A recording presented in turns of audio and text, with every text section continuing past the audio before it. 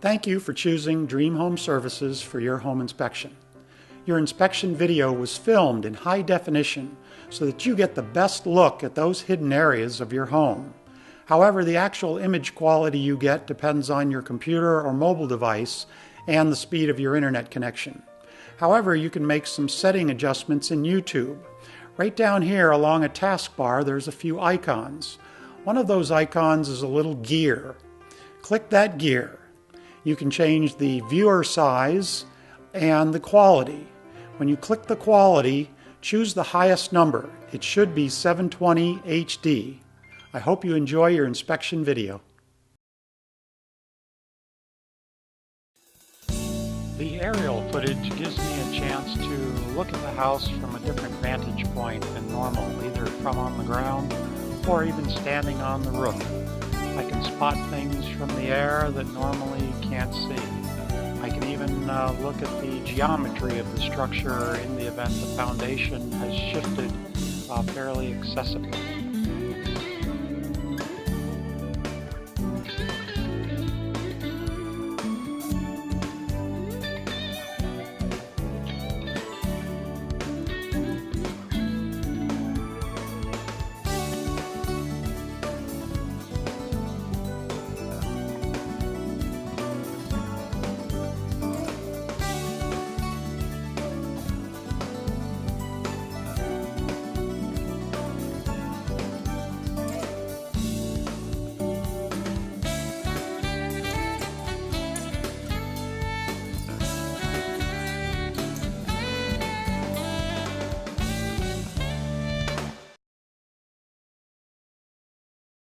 Now that we've had our look up on the roof, we're now up in the attic space, taking a look at the conditions up here.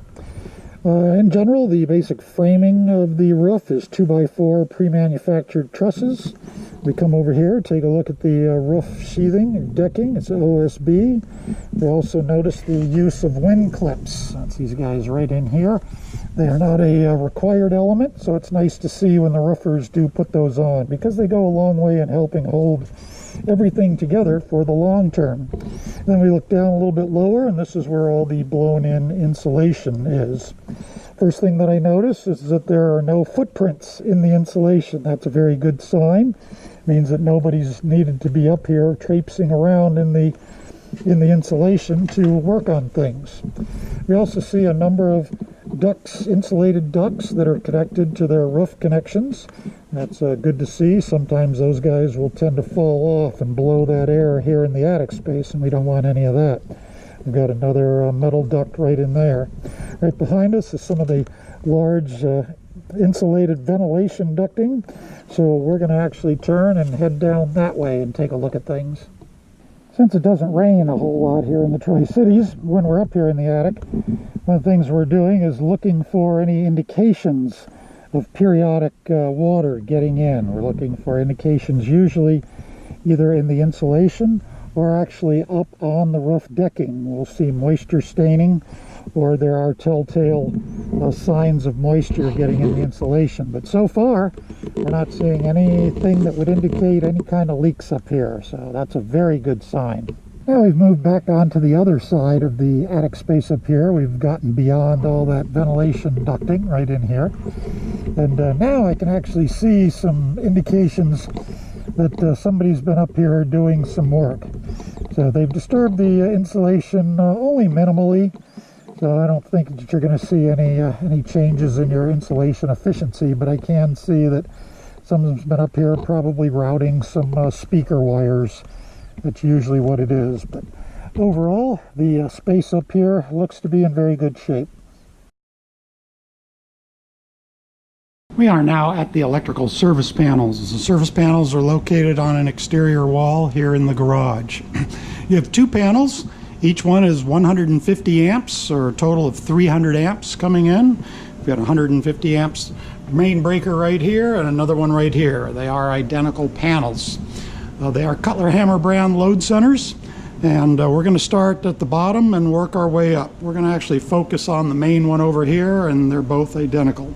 So coming in at the very bottom, we see three large wires. The first two here are the service entrance conductors. They bring the electricity in. tie into the terminal of the main service disconnect. Over here we've got one with the white stripe on it.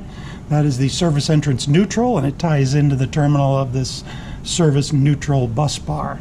As we come up, take a look at our branch circuit breakers. There's a few things we're looking for. First, we're checking to make sure each one of these breakers only has one circuit connected to it. That's what we call a single tap. And we're checking to make sure that the proper gauge or diameter of the wire is correct for the rated capacity of the breakers. We do have that as well. We also see these 3 extra large breakers with the yellow stripe. Those are arc fault circuit interrupter breakers. That's a safety type breaker. There's electronics in there that are constantly monitoring those circuits, looking for any signs of electrical arcing.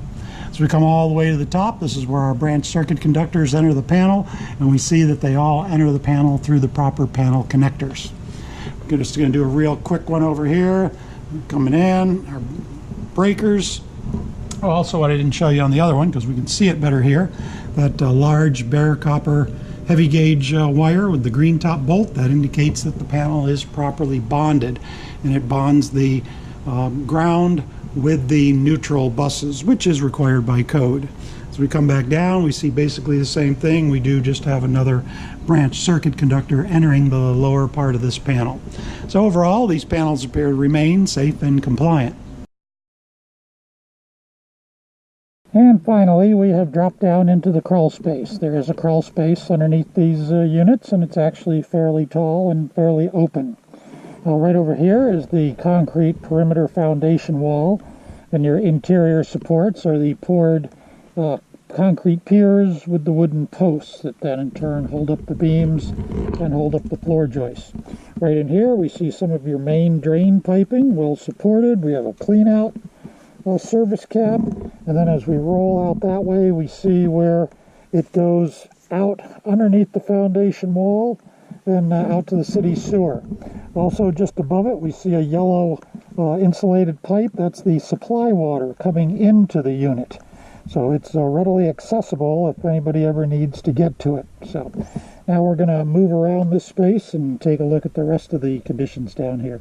We've now moved down into the main area of the crawl space, and you can see it's just a large, tall, wide open space. So if you never needed to have any work done down here, it shouldn't be too terrible. Got everything quite readily available to work on. There are 2 main large areas down here, and this is the second one that we've passed into. And you can see, once again, very open and easy to get around. We've got the moisture barrier installed here on the ground that helps keep the earth's moisture from entering the space. We've got all this natural lumber, and we don't want it to exist in a humid environment. So it looks to be pretty dry down here and in order.